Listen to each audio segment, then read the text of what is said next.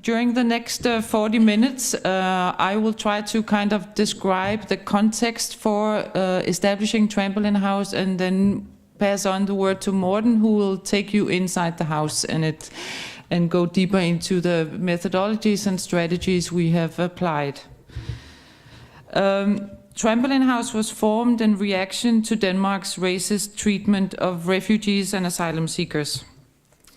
Since 1994, the Danish state has accommodated refugees seeking asylum in so-called asylum centers, while the authorities are processing their asylum case. The Danish Immigration Service, which is the government agency under the Ministry of Justice, has outsourced the task of operating the centers and to ensure teaching and activation, as it is called, of asylum seekers to different actors. So a portion of the centers are thus run by different municipalities in Denmark, while the remaining centers are operated by the Danish Red Cross. Centers open and close depending on the number of spontaneous refugees arriving in Denmark and filing a claim for asylum. By the end of 2012, there were 21 centers, including one special center for abused and vulnerable women and one center for unaccompanied minors. A majority of the centers have been established in old military bases. Others have opened up in former health institutions. But as a rule, they are all located in peripheral sites far away from the cities, in suburbia, in rural areas, or in forests. Most of the centers are fenced in and have security guards who check the identity and errands of people entering and leaving the centers. Most refugees and asylum seekers enter Denmark on a fake passport or with the help of human smugglers. It is both extremely difficult, dangerous, and costly to migrate from the global south to the global north. So it's only the so-called most resourceful refugees and migrants who make it all the way to Denmark.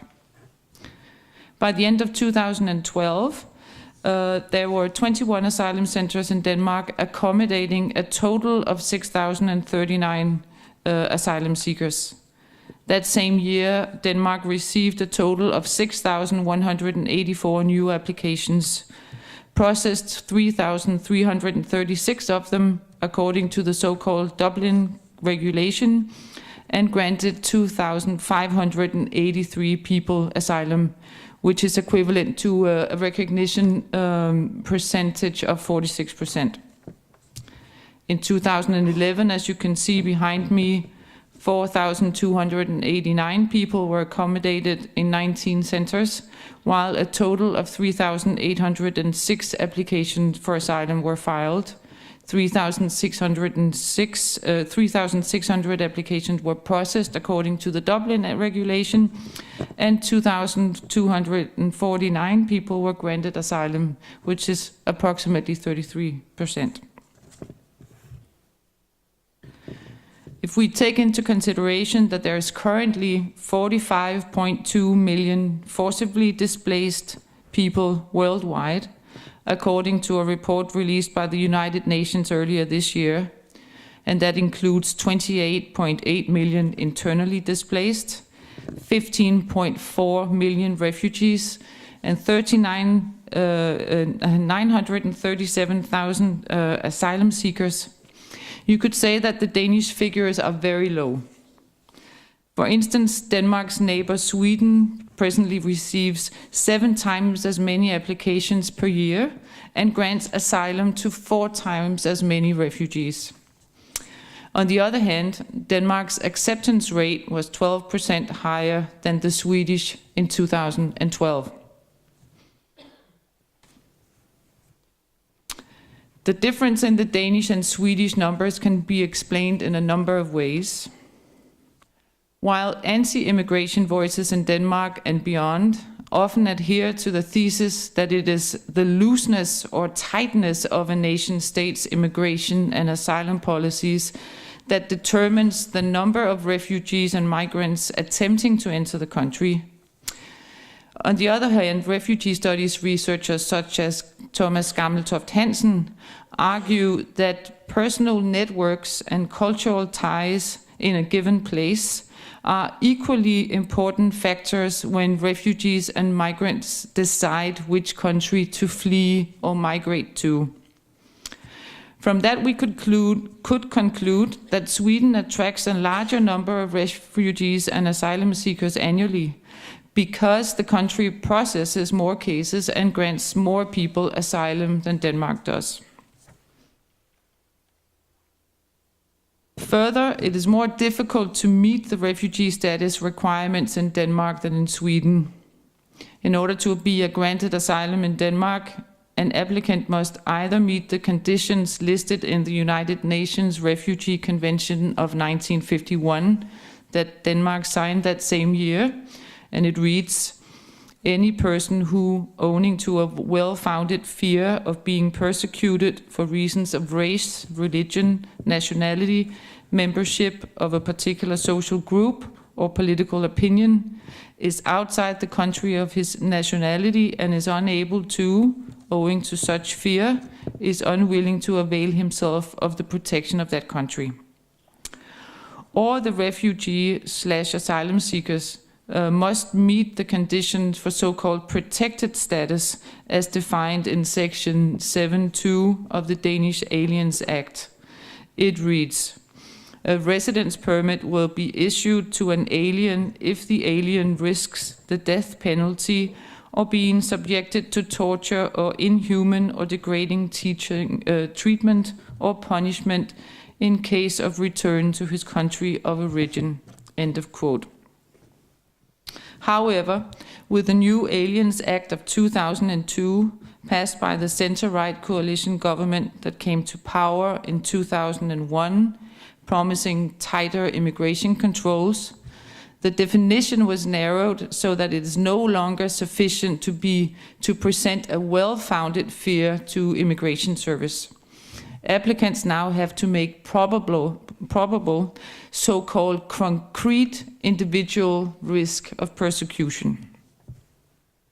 Upon arrival in Denmark, asylum seekers are directed to the so-called reception center Sandholm, where they stay for approximately 10 days to 3 weeks. Here they register and have their fingerprints taken by the Danish National Police, which has a special reception, transfer and deportation unit in the center. Within 10 days follows a first interview with Immigration Service in order to establish whether Denmark will agree to assess the claim for asylum or not. This period in the Danish asylum system is called Phase 1. The actual reviewing of your asylum case is called Phase 2. In this chart, produced by Michaela Klante Bendiksen from the small independent Danish humanitarian organization Refugees Welcome, she shows that the Immigration Service can refuse to process a case on 2 grounds. 1. If you have made an asylum claim in another European Union country that has signed the so-called Dublin Regulation, which is an EU law designed to, and I quote, identify as quickly as possible the member state responsible for examining an asylum application and to prevent abuse of asylum procedures, end of quote. If you enter a country and have filed a claim in a Dublin Regulation country, you will be rejected and you will be moved to one of the so-called accommodation centers for future transfer to that particular country. This can take between 3 to 8 months. People in the centers call this having their fingerprints in another country. Usually the responsible member state is the state through which the asylum seeker first entered the European Union. apart from Denmark, Austria, Belgium, Finland, France, Germany, Greece, Ireland, Italy, Luxembourg, the Netherlands, Portugal, Spain, Sweden, and the UK are member states, making it really difficult to move around Europe. Recently, the treaty has been extended to some countries outside the Union, such as Norway, Iceland, and Switzerland. Immigration Service can also refuse to process your case if your claim does not meet the conditions listed in the UN Refugee Convention or the Danish Alien Act's Section 272. Typically meaning that you come from a country which Denmark finds safe, or you come from a country that has signed the so-called readmission agreement. Your claim for asylum is then found what is called manifestly unfounded, and you will be moved to the so-called deportation center for deportation to that country, usually within 4 weeks. Once your claim has been rejected, you enter phase 3, deportation position. Especially Roma, migrants and asylum seekers from the Western Balkans suffer under this agreement because Albania, Bosnia and Herzegovina, Kosovo, Macedonia, Montenegro and Serbia have signed the readmission agreement. The Danish Refugee Council, a humanitarian, non-governmental, non-profit organization providing refugees and internally displaced persons with assistance according to their rights, can veto this decision, and the case then goes to what is called normal procedure. On the other hand, if Immigration Service after this first interview finds that you do meet the UN Refugee Convention and Alien Act's conditions, your claim is found manifestly well-founded, and you are instantly granted asylum and enter a 3-year integration program in a municipality allotted to you by Immigration Service. All the 500 so-called United Nations quota refugees that Denmark has agreed to accept every year from the UNHCR refugee camps are moved directly to the municipalities as they are already recognized as refugees. The last option is for your case to go to normal procedure. The asylum seeker will then be moved to one of the accommodation centers where you wait for your second and conclusive interview with Immigration Service. It is Immigration Service that decides which accommodation center you will be moved to. After the second interview, you will either be granted asylum, after which you will enter the 3-year integration program. In the centers, this is called getting positive, or you will get negative, i.e. be rejected, after which you have the option to appeal 1 time. Your case is then automatically passed on to the Danish Refugee Appeals Board, an independent quasi-juridical body consisting of an appointed judge, a lawyer from the Council of the Danish Bar and Law Society, a person appointed from the Ministry of Justice, a person appointed by the Danish Refugee Council, and a person appointed by the Ministry of Refugee, Immigration and Integration Affairs. At this time, the Danish state will provide you with a lawyer free of charge. You can be in phase 2 for a very long time, compared to the Swedish Migration Board, which has an average examination time for an asylum application of approximately 3 months. It takes the Danish Immigration Service an average of 9.5 months, sometimes up to 2 years, if Immigration Service make mistakes like misplacing your case.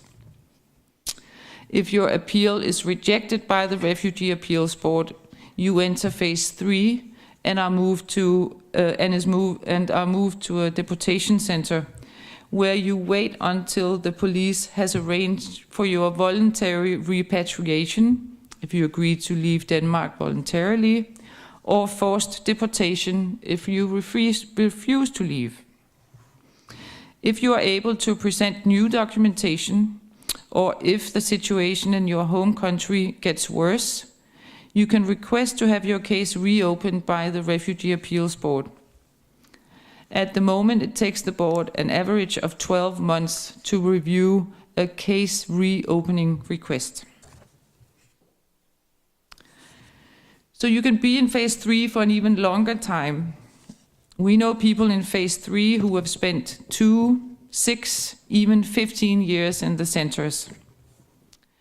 By the end of 2012, there were 1,512 people in deportation position, of which 727 had waited several years and 29 had waited over 15 years. The very long waits arise, for instance, if asylum seekers file reopening requests, if the police are unable to settle a repatriation agreement with the country of origin, or if the situation in the country of origin was considered stable enough to reject people at the time of applying for asylum, but have become so unstable during phase 3 that it is impossible to deport people, like Syria at the moment. In all phases, you must report to the police every 2 weeks. If you are in phase 3 and the police estimate that you are likely to go underground in Denmark, they can incarcerate you in the closed institution Ellebæk indeterminately until forced deportation is possible. People in the centers call Ellebæk the closed camp, while the accommodation and deportation centers are labeled open camps. And that is because asylum seekers deemed cooperative by the Red Cross and the police are allowed to leave and return the centers on a daily basis. In 2012, the average length of stay for an asylum seeker in the asylum system was 500 days. A figure which includes phase 3 stays. Upon arrival in one of the accommodation centers or deportation centers, you are equipped with a room, with bed linen, and with points that can be exchanged to a set of clothes and shoes in the center's closed outlet.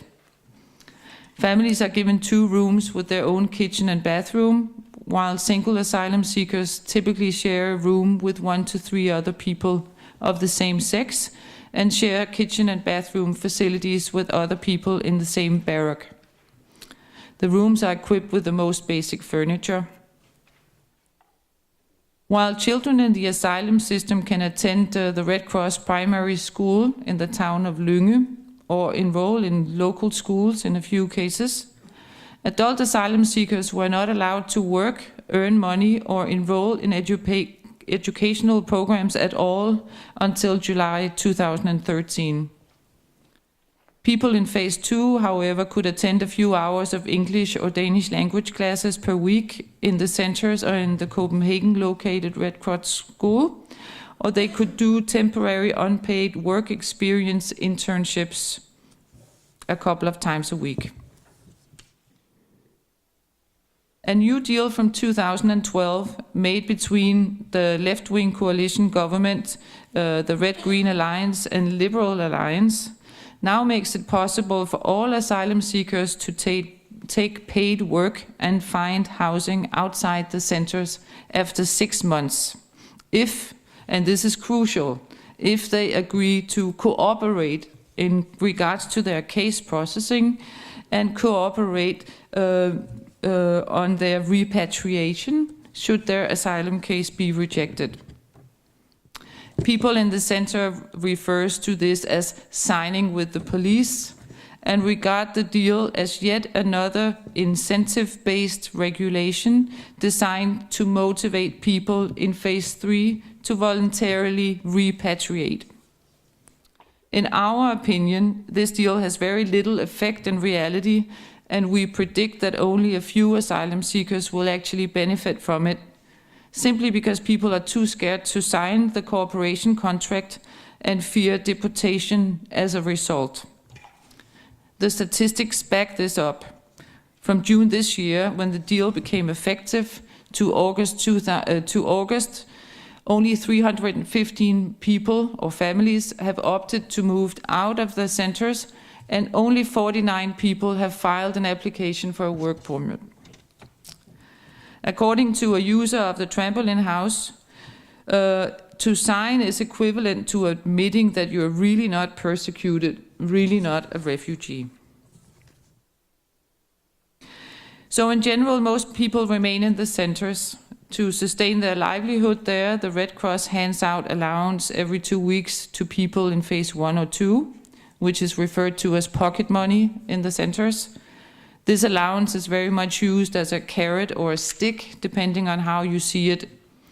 The Red Cross will cut your allowance if you haven't put in enough mandatory work hours, haven't attended your language classes, or if you find paid work. There are 2 allowance systems that you can see behind me.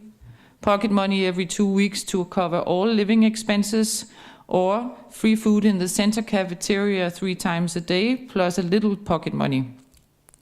It is Immigration Service that decides which system you are under.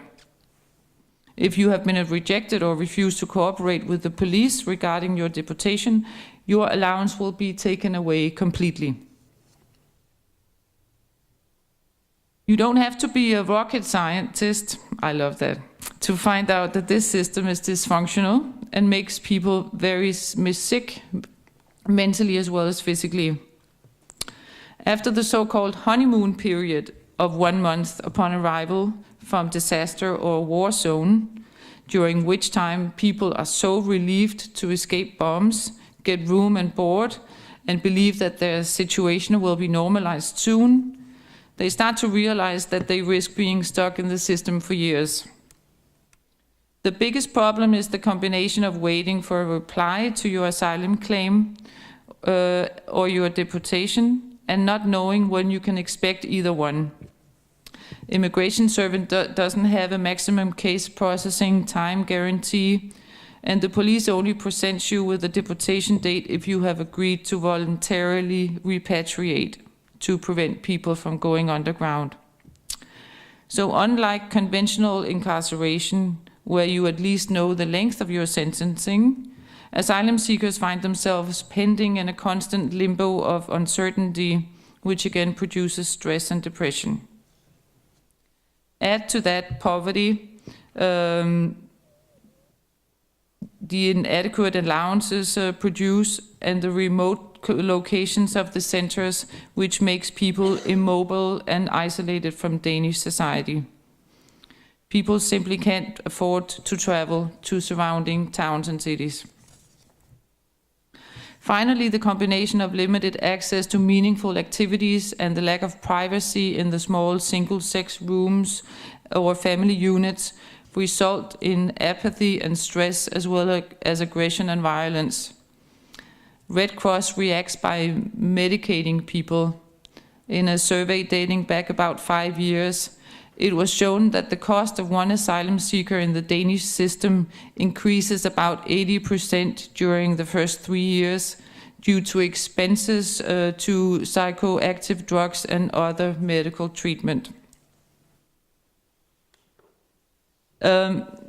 We have a Danish artist and activist, Katrina Henson, present in the room, and she has depicted the situation in the centers brilliantly in her video, Room 205, shot in Center Avnstrup earlier this year. We will play a short clip from that now.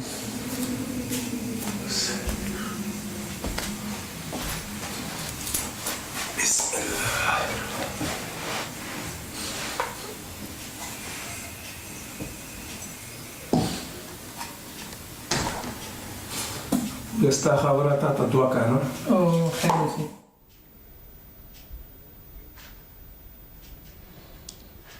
بس إنه يوسف زادي وست أفغانستان دبلخنا راغلي. أو كارواس طول د مکتب د دورې نه وروسته بس جهادي دوره کې وخت تېر کړی.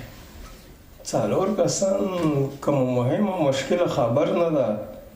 مشکل دلته دی چې بس دا داسې یو حساب دی، ما خو ویلې لکه یو جیل غوندې، صرف دومره دی چې آزاد دی، سړي څه پیسې نه وي، نور کوم سرګرمي نه وي، بس جیل کې هم انسان کومه سرګرمي نه وي،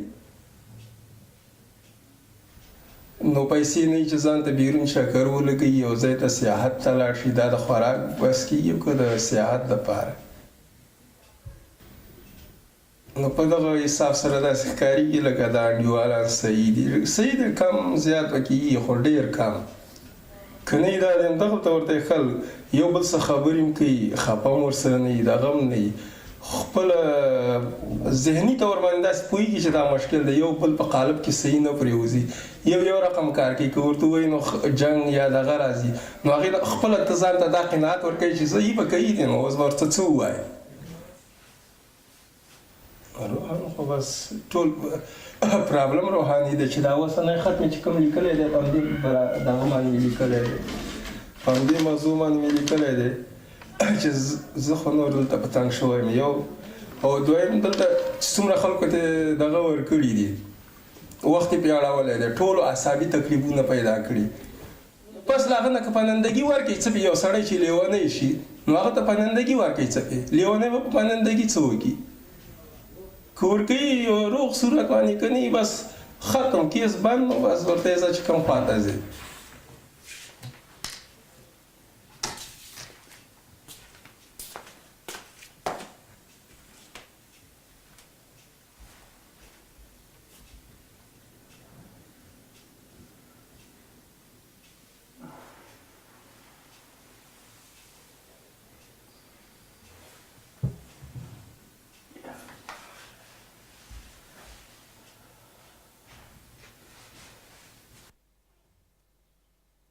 Thank you, Nana.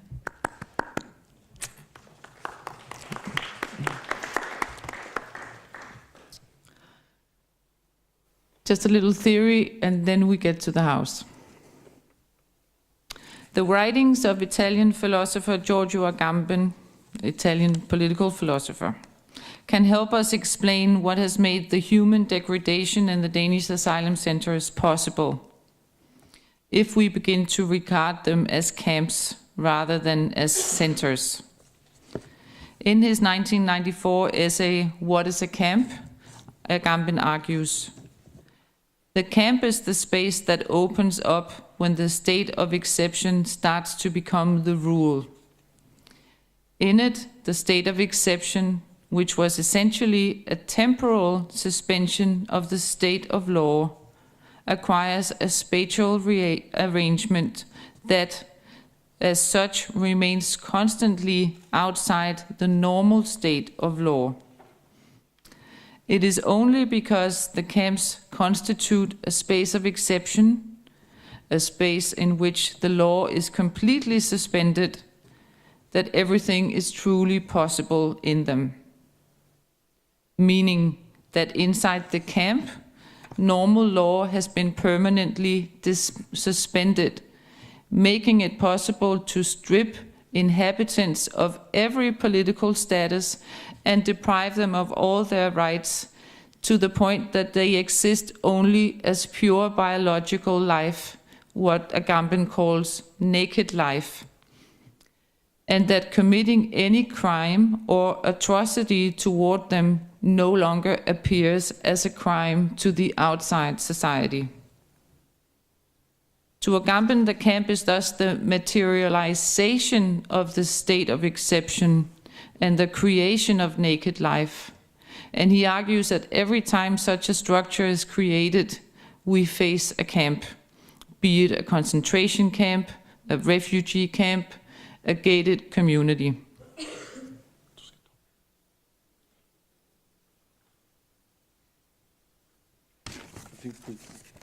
We'll move on, because otherwise we won't. We're running out of time. Sorry, Mikkel.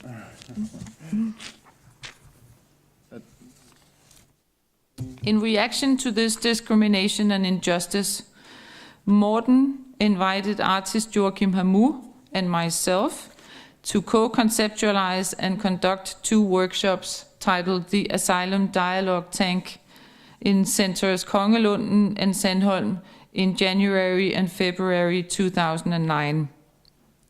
20 students from a number of different educational programs, artists, architects, students, and so forth, and 20 residents from 3 centers were invited to collectively analyze camp life and to create practical solutions to the problems revealed, with the aim of improving the life conditions for asylum seekers and perhaps envisioning a different legal reality for human migration.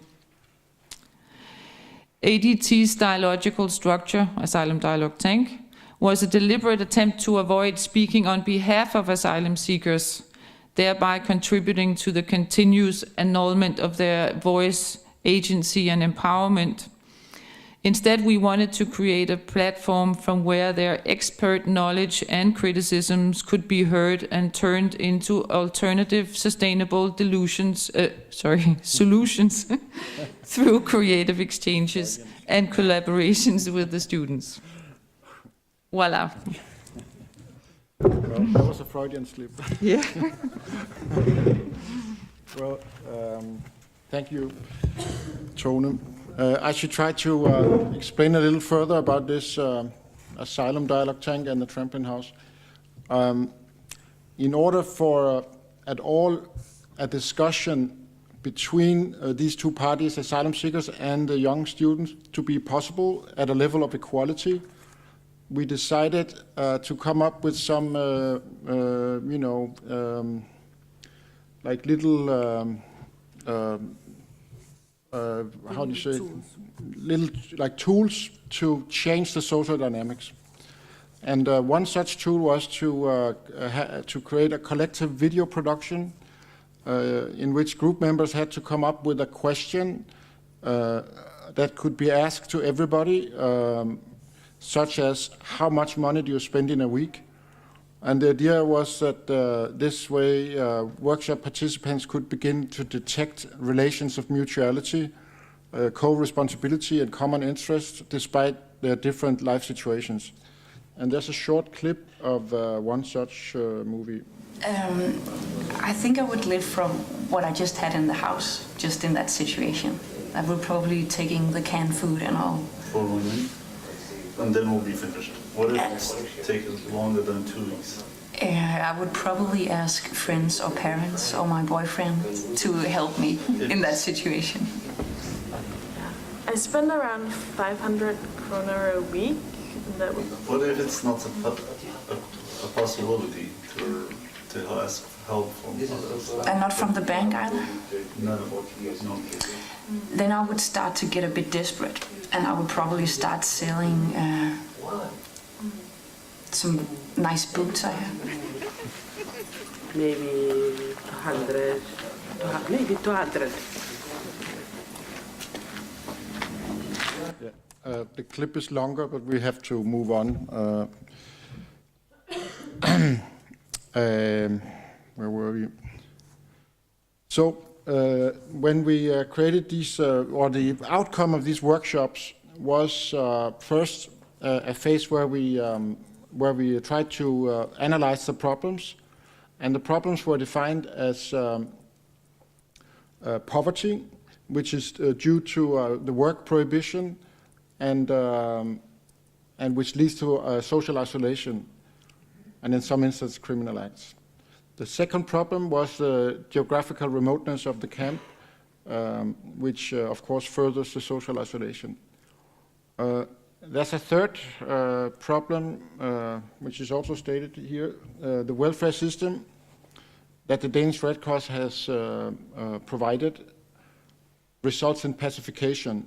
This pacification is, according to the Red Cross, it is dangerous to live in a camp for more than 6 months. After that period, you start to spend more medicine, like psychoactive drugs, than the drugs that you spend on, normal, like if you break a leg or something. So the Red Cross knows that this is a really, the camp is a dangerous place to be in terms of health.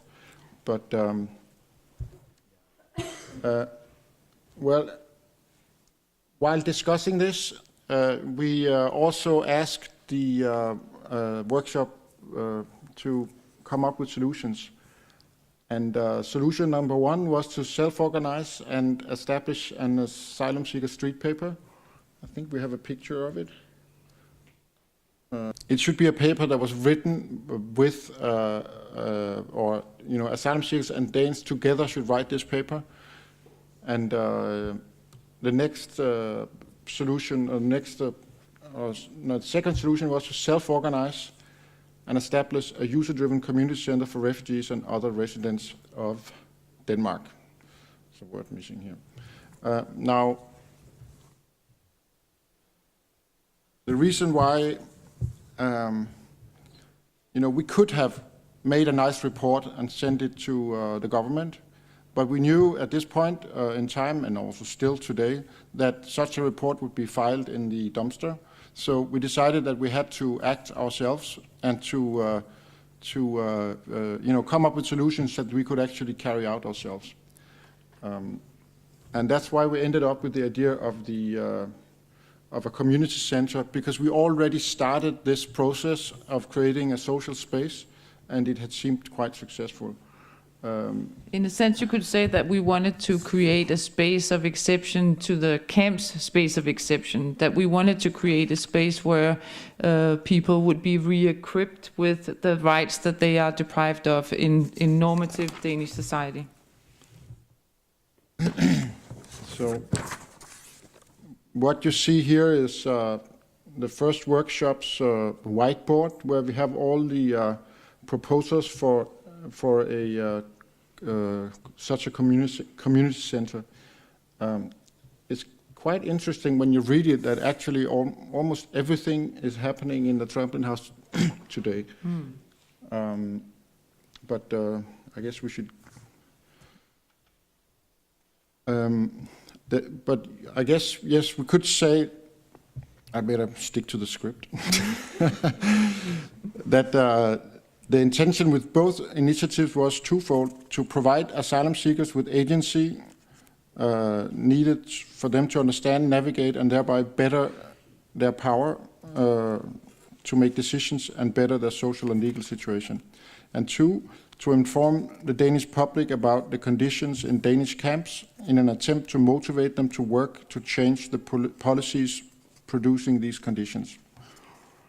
So it's very, very important that we wanted this social space where people could actually start to breathe, but then we also wanted to have a platform for political agency. And this is from the second workshop in Center Sandholm. The first one was in Center Kongelunden. At this workshop, you see about 45 people participating. The first workshop had around 21, half of which were Danes. In this one, 2/3 are asylum seekers.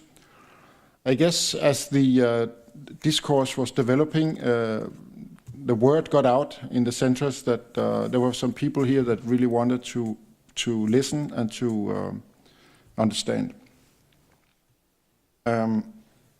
During this workshop, we pretty much developed a plan to realize a test site for trying out our ideas. And then at one point, we were discussing the name of such a community center. We ended on the Trampolin house, and people keep asking us why, so I'll explain it now, so you don't have to ask. One of the guys who had been living in a camp for 9 years and who still is in the system on his 13th year without a solution to his case, he, speaking Danish and understanding Danish, he had read in a newspaper that the Minister of Integration was quoted for saying that integration is to give people a stepping stone so that they can walk into society. And sitting in a center in his 9th year, he thought, well, I need more than a stepping stone. I need a trampoline. And that's why we came up with this word.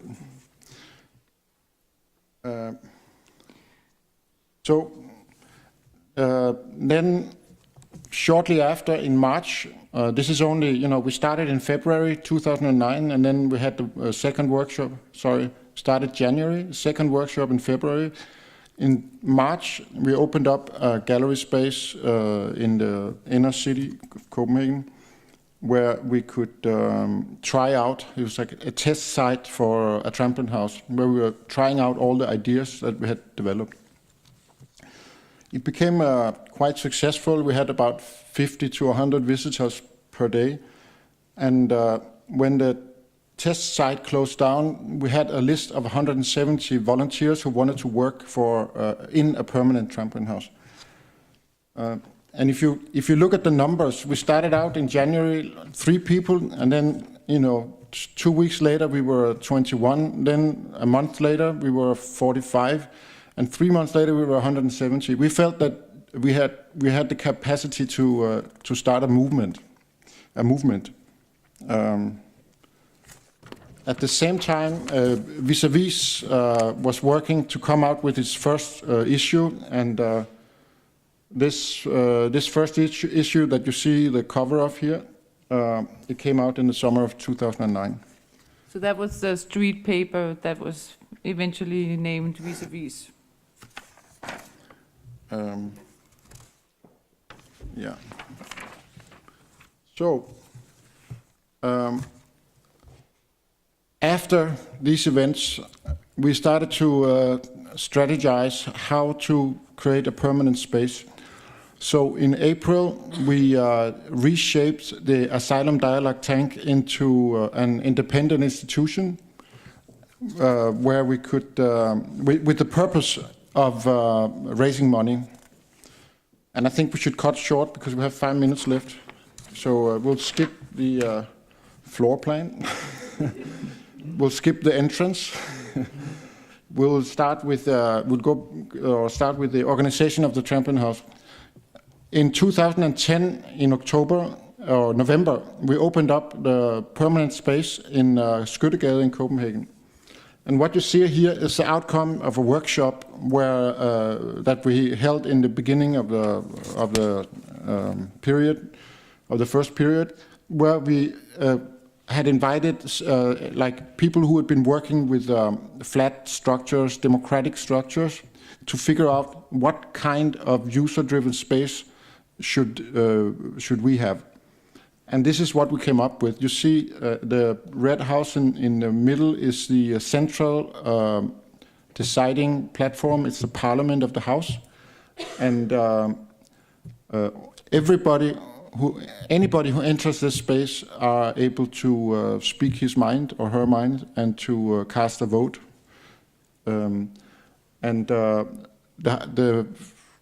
The house meeting is flanked by the staff on that side, which is, you see the executive director, that would be me, and then you have a socio-economic coordinator, program coordinator, user coordinator, Tone is a program coordinator, and then we have a bunch of interns. On the other side, we have groups who work with the different projects in the house. These groups, of course, it's a very dynamic process. The groups respond to the house meeting, and the house meeting can suggest things and open up new groups. Of course, everything has to go through the staff because the program coordinator needs to know what to put in the program. The user-driving principle of the house is the most important methodology. It is the way that we try to counter the pacification and victimization of the camp. The initial question was, okay, how do we get people to come into this space? How do we get them to engage in a space when the system in the camp is ruining them? And this user-driven principle, where you feel co-ownership of the house and take responsibility for the house, works.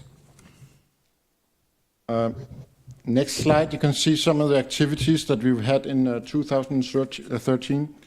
I guess it speaks for itself. There's a bunch of things going on.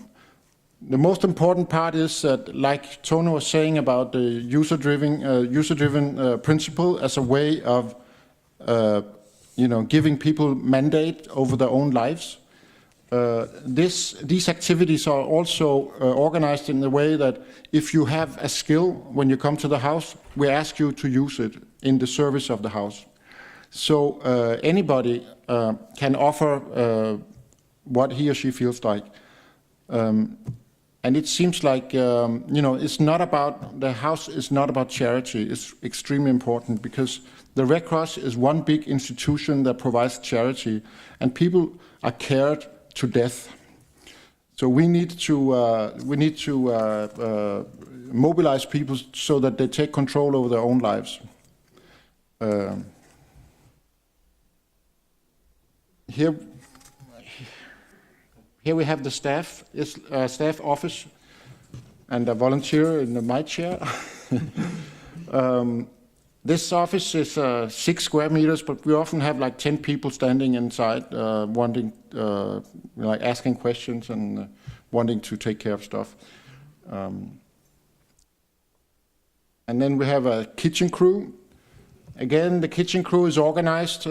If you have skill, people who know how to cook, we'll be very happy to have them in the kitchen. I think it's important that there's a big, there should be like intellectual activities, and there should be more vernacular activities like cleaning the floors, because people come with all kinds of backgrounds, and some actually prefer to clean, and some prefer to work on the Vis-a-Vis magazine or in the house culture workshop. Here you see some of the socializing. I think it's an important picture, this one, because the house is structured around the principle of the civic society. The civic society takes charge because the experts have failed. The system, the Red Cross system, does not work. But the house is a platform where the civil society are allowed to enter and to do something about it. And the networks that are produced here are not produced because we provide someone with a network counselor, like they do in the municipalities when they try to find people jobs. Actually, it's just a natural process because you befriend people when you enter the space, and then they'll be invited to parties and other things that are happening outside the house. You can also say that socializing is a premise for then starting to exchange your resources and skills and knowledges if you have been socially isolated for so long. We'll take you through just some impressions, and then we have a video clip of the house that I think we will end with, which gets a very good impression of what's happening there. This is the house meeting. A very important venue. Before the summer, we had about 50 to 55 people at each house meeting. It's quite remarkable that people actually want to participate in this democratic forum. So that's one thing that we're very proud of. And then the weekly soup kitchen.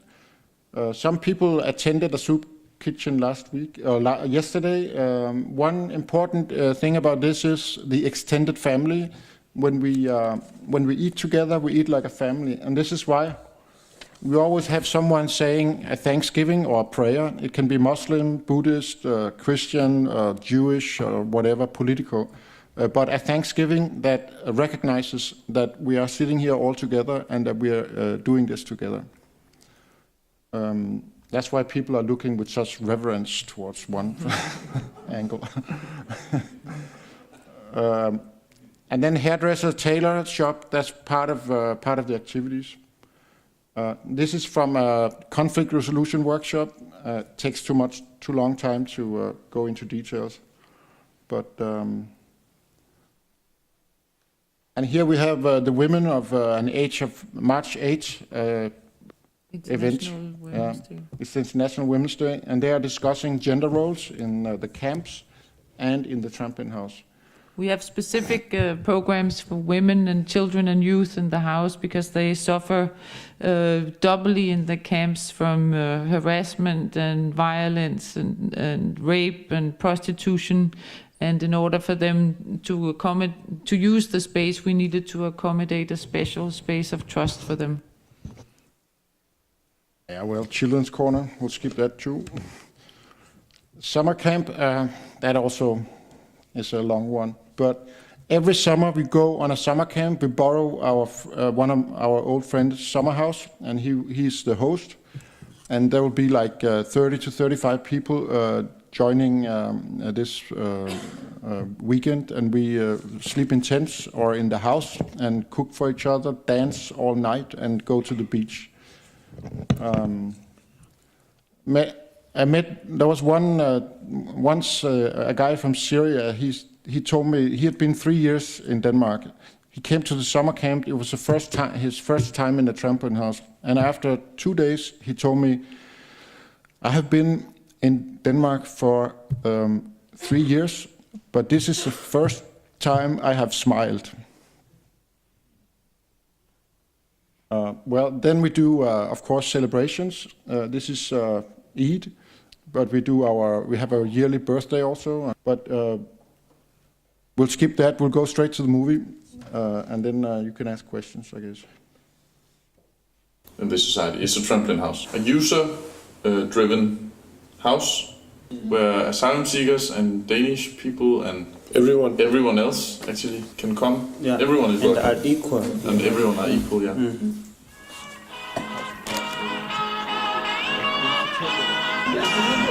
Let's go inside.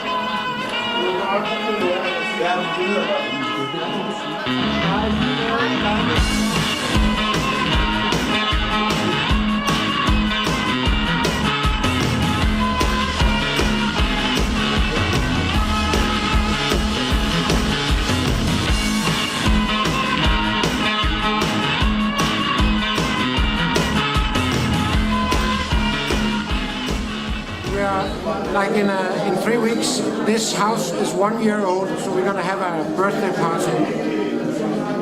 It is about 3 years ago that we got the idea to create a trampoline house where people who live in the camps and Danes could meet and build something together.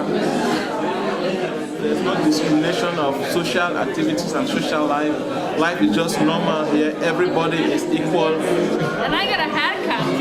And I think that's what I hear from people in the Trampoline house, that they say they had a very bad and negative impression of Denmark until they heard about the Trampoline house. And that changed their situation in many ways, because it gave them the chance to work and to do something and to be talked to in respect and to be asked, what can you do? What are your resources? Is there something you want us to help you with, or can you do something for us?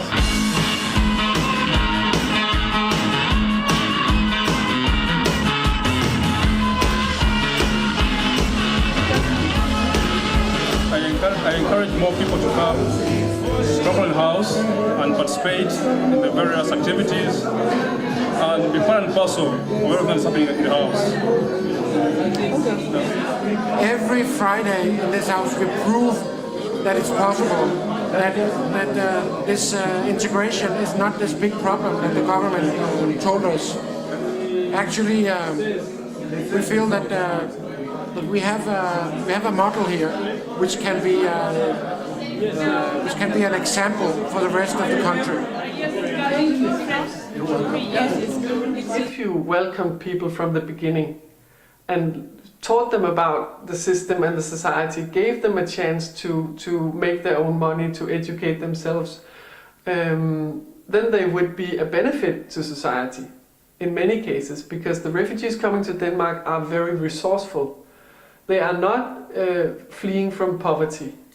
They are very highly educated people usually who have spent a lot of money and a lot of energy on getting all the way up to Denmark.